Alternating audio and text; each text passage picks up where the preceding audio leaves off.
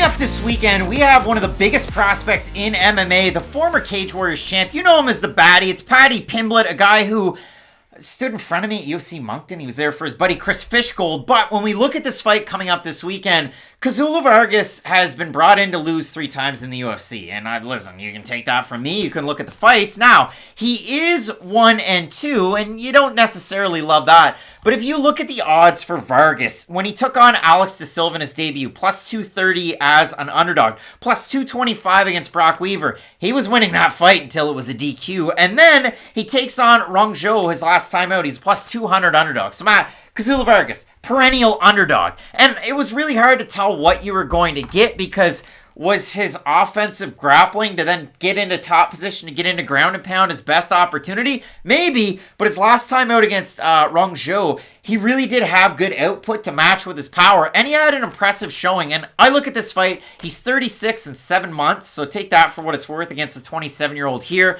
Obviously, Pimblett, the guy out of Liverpool, he has the England connection. He is meant to win this fight. But Kazula Vargas, what we've seen, he was beating Brock Weaver until the illegal knee. He beat Rong Zhou his last time out. He is a guy that wants to spoil a party. If you're on the UFC roster, though, I hope to God you can beat Brock Weaver.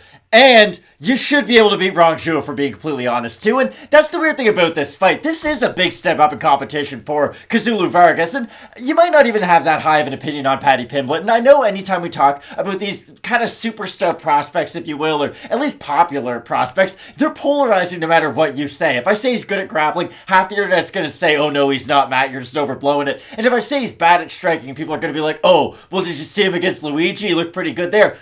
You just have to be honest when you break down a Paddy Pimblett fight. So let's be honest. Is he a good grappler?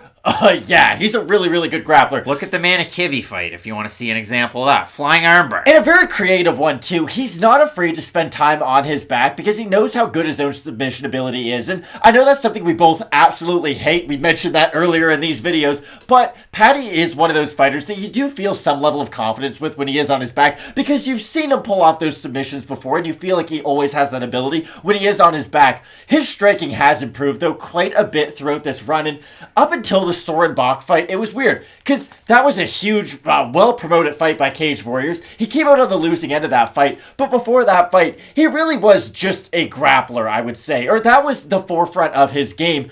Gets out grappled in that matchup, really gets tired and starts to wear down as that fight goes on. Muscled. Exactly. But I would say the biggest improvement Pimblett has made since that loss has been in his striking. There is a level of comfort now that he feels on the feet to where it's not just how do I rush in and get the takedown. He'll actually think about it a little bit more on the feet. And I know his last fight might not be the best example because he does get reckless after he gets hit and goes for the finish. But for the most part, Pimblett will allow himself to sort of settle into the fight a bit, even though he throws crazy stuff. It's just, for Kazula, this is a great opportunity, honestly, because Paddy Pimblett is a very popular prospect, but I'm not ready to put him in the rankings just yet by any means. Like, we just saw Terrence McKenna, who's awesome at, like, everything in MMA, get beat by Drew Dober, who's not even a ranked fighter right now. Some referees would have ended that fight. That doesn't matter, Craig. All it means is it speaks to the depth of the division, where guys who are unranked are, like, beating the brakes off each other in fight of the night style fights.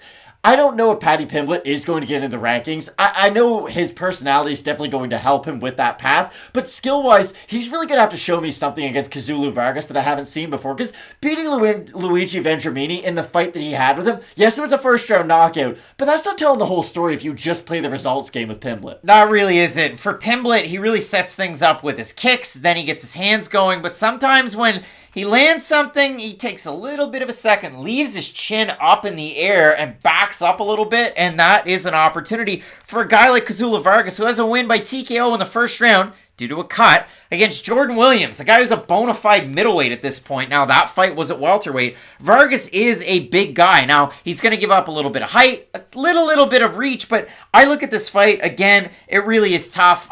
Paddy Pimblett is a big favorite. He opened to minus 225.